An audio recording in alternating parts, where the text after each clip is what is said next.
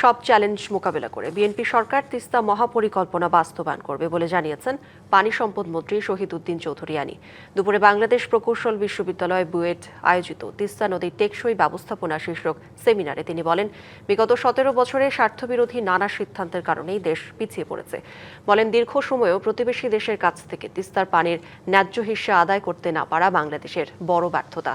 তিস্তা নদী ও এর ওপর নির্ভরশীল জনপদকে বাঁচাতে দ্রুত মহাপরিকল্পনা বাস্তবায়ন জরুরি বলেও মন্তব্য করেন মন্ত্রী।